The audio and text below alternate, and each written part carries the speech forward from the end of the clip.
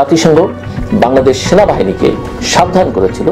এই হুমকি বা সতর্কতা আন্তর্জাতিক পর্যায়ে বাংলাদেশের সেনা রাজনীতির প্রতি কতটা নজর রেখেছে তা বোঝায়। শেখ হাসিনার ভারত আশ্রয় এবং দিল্লি ঢাকা সম্পর্কের টানাপোড়েনকে আরো বাড়িয়ে তুলেছে। এখন প্রশ্ন, ভারত কিভাবে এই নতুন বাস্তবতাকে মোকাবেলা করবে? তারা কি নিজের কৌশল বদলাবে, নাকি আবারও অভ্যন্তরীণ বিষয়ে হস্তক্ষেপ না করার নীতিতে ফিরে যাবে? আপনাদের স্বাগত জানাই আমি আমার কথা শুনবার জন্য।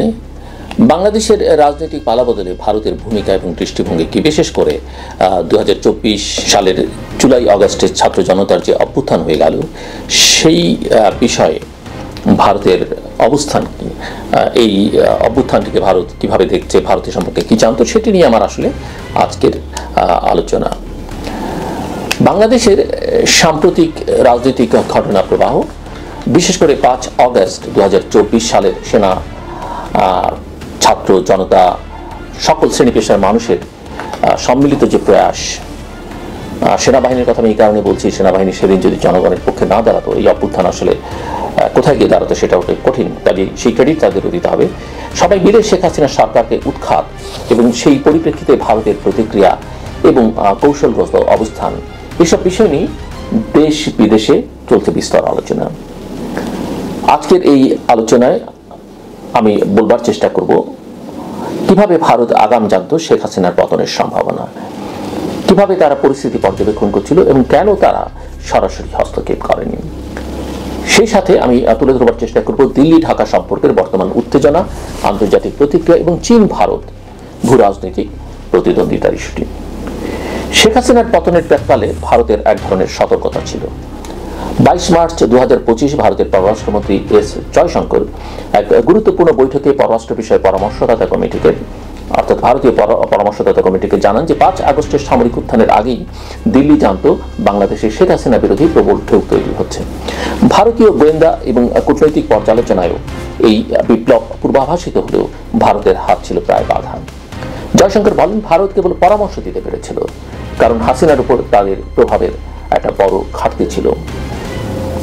এই বক্তব্যে এটা পরিষ্কার হয় যে ভারত পরিস্থিতি সম্পর্কে অবগত থাকলেও তা নিয়ন্ত্রণ বা মোড় ঘোরাবার সক্ষমতা তখন আর তাদের হাতে ছিল না, যেমন শেখ হাসিনারও আসলে শেষ পর্যায়ে এসে কিছু করবার ছিল না। জাতিসংঘ এবং আন্তর্জাতিক মহলের আরো সতর্কতাও ছিল, আমরা জানি। শুধু ভারত নয়, বাংলাদেশের পরিস্থিতি সম্পর্কে আগাম সংকেত ছিল আন্তর্জাতিক মহলও।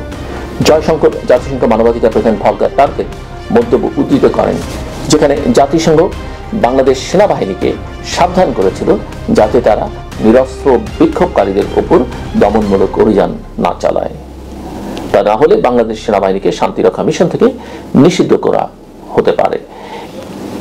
সেনাবাহিনী অবশ্য এটি স্বীকার করেনি বা তারা এটা অস্বীকার করেছে। এই হুমকি বা সতর্কতা আন্তর্জাতিক পর্যায়ে বাংলাদেশের সেনা রাজনীতির প্রতি কতটা নজর রেখেছে তা বোঝায়। শেখ হাসিনার ভারত আশ্রয় এবং দিল্লি ঢাকা সম্পর্কের টানাপোড়েনকে আরো বাড়িয়ে তুলেছে, সেটা আমরা জানি, এবং এই সম্পর্কে টানাপোড়েনটা আগের থেকেই আছে। শেখ হাসিনার পতনের পর তাকে আশ্রয় দিয়েছে ভারত, তবে এই আশ্রয়দান এখন দিল্লি ঢাকা সম্পর্ককে জটিল করে তুলেছে। বাংলাদেশের অন্তর্বর্তীকালীন সরকার যখন ভারতের সঙ্গে সংলাপে আগ্রহী, তখন ভারতের এই আশ্রয়দান তাদের নিরপেক্ষতার প্রশ্ন তুলেছে। বাংলাদেশের অন্তর্বর্তী সরকারের চোখে শেখ হাসিনার উপস্থিতি এখন একটা হুমকি বা অস্থিতিশীলতার উৎস। ফলে ভারতের অবস্থানকে এখন বাংলাদেশের নতুন নেতৃত্ব প্রশ্নবিদ্ধভাবে দেখছে। ভারতের ঐতিহ্যগত বন্ধুত্বপূর্ণ ভাবমূর্তি এখন আর আগের মতো নেই। এর মধ্যে অনেক রকমের কূটনৈতিক অগ্রগতি করবার চেষ্টা হয়েছে। সামনে বিমস্টেক সম্মেলন আছে, আমরা জানি। 2024 সালের ডিসেম্বরে ভারত পররাষ্ট্র সচিব বিক্রম মিস্ত্রিকে পাঠিয়ে অন্তর্বর্তী সরকারের সঙ্গে প্রাথমিক যোগাযোগ করে। তবে 2 থেকে 4 এপ্রিল ব্যাংককে বিমস্টেক শীর্ষ সম্মেলনের ফাঁকে প্রধানমন্ত্রী মোদী এবং প্রফেসর মোহাম্মদ ইউনূসের মধ্যে সম্ভাব্য আনুষ্ঠানিক বৈঠক নিয়ে এখনো চুপ মন্ত্রণালয়। এই নীরবতা কি কৌশলগত নাকি পরিস্থিতি আরো জটিল, এই প্রশ্ন ঘুরপাক খাচ্ছে কূটনৈতিক বিশ্লেষকদের মধ্যে। সম্ভবত ভারত এখনো নতুন সরকারের সঙ্গে সামগ্রিক সম্পর্ক পুনঃস্থাপন বিষয়ে দ্বিধায় রয়েছে। এখানে আবার চীন একটা বড় ফ্যাক্টর এবং এক ধরনের ভূ রাজনৈতিক প্রতিযোগিতার কথা আমরা জানি। চীনের সঙ্গে ভারতের এখানে যুক্তরাষ্ট্র আছে বড় শক্তি হিসেবে। এখন ভারতের জন্য আরেকটা বড় চ্যালেঞ্জ, যেটা আমি বলছিলাম যে বাংলাদেশে চীনের ক্রমবর্ধমান প্রভাব। অধ্যাপক ইউনুস চীন সফর করেছেন, একাধিক দ্বিপাক্ষিক চুক্তির প্রস্তুতি ছিল এবং সেখান থেকেই ভারত বিচলিত, অর্থাৎ ওই সফরের আগে থেকেই ভারত বিচলিত। বিশেষ করে চট্টগ্রাম ও ঢাকা থেকে চীনের মধ্যে সরাসরি বিমান যোগাযোগ যে চুক্তি, সেটা ইঙ্গিত দিচ্ছে চীন বাংলাদেশকে আরো ঘনিষ্ঠভাবে নিজের কৌশলগত বলে টেনে আনতে চাইছে। জয়শঙ্কর অবশ্য চীনের প্রসঙ্গ তুলে বলছেন যে চীন প্রতিপক্ষ নয়, প্রতিযোগী। তবে এই বক্তব্য ভারতীয় কৌশলগত সমাজে যথেষ্ট পরিমাণে বিতর্ক তৈরি করেছে। ভারতের রাজনৈতিক সীমাবদ্ধতা এবং ভবিষ্যৎ কৌশল আসলে কি? ভারত বহু দশক ধরে বাংলাদেশের প্রভাবশালী শক্তি হিসেবে কাজ করলেও গত কয়েক বছরের পরিস্থিতি পাল্টেছে। শেখ হাসিনার উপর অতিরিক্ত নির্ভরতা, আওয়ামী লীগের গণতান্ত্রিক শাসনের প্রতি ভারতের নীরবতা এবং গণতন্ত্র পুনঃস্থাপনে কার্যকর ভূমিকা না নেওয়ায় ভারত তার অবস্থান হারিয়েছে। বাংলাদেশের জনগণের কাছে হৃদয়ে তার অবস্থান আসলে একেবারেই শূন্যের কোঠায়। বর্তমানে তারা একটা মাঝামাঝি ভূমিকা নিয়ে ধীরে ধীরে এগোচ্ছে, যাতে নতুন সরকারকেও খুশি রাখা যায়, আবার সাবেক মিত্র শেখ হাসিনাকেও একেবারে ছেড়ে না দেওয়া হয়। এই দ্বৈত কৌশল ভারতের কতটা টিকবে সেটা ভবিষ্যৎ বলতে পারবে। বাংলাদেশের রাজনৈতিক অস্থিরতা ভারতের কৌশলগত স্বার্থে এক গুরুত্বপূর্ণ অধ্যায়, কিন্তু শেখ হাসিনার পতন এবং নতুন সরকারের উদ্ভব ভারতকে এক নতুন বাস্তবতায় দাঁড় করিয়েছে। এখন প্রশ্ন, ভারত কিভাবে এই নতুন বাস্তবতাকে মোকাবেলা করবে? তারা কি নিজের কৌশল বদলাবে, নাকি আবারও অভ্যন্তরীণ বিষয়ে হস্তক্ষেপ না করার নীতিতে ফিরে যাবে?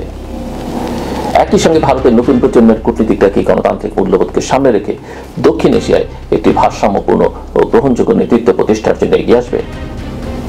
এইসব প্রশ্ন সবার মনে। সব মিলিয়ে ভারত বাংলাদেশ সম্পর্ক এখন এক সন্ধিক্ষণে দাঁড়িয়ে। এখানে সাবধানতা, ভারসাম্য এবং দীর্ঘমেয়াদী দৃষ্টিভঙ্গি ভবিষ্যতের কূটনীতির গতিপথ নির্ধারণ করবে। সবশেষে আমি যেটা বলতে চাই, বাংলাদেশের রাজনীতিতে ভারতের ভূমিকা নিয়ে বিতর্ক অনেক পুরনো, তবে বর্তমান সংকটে তা আরো স্পষ্ট এবং সংবেদনশীল হয়ে উঠেছে। শেখ হাসিনা যুগের অবসান, অন্তর্বর্তী সরকারের উত্থান এবং বাংলাদেশের নতুন পথরেখায় ভারতের কৌশল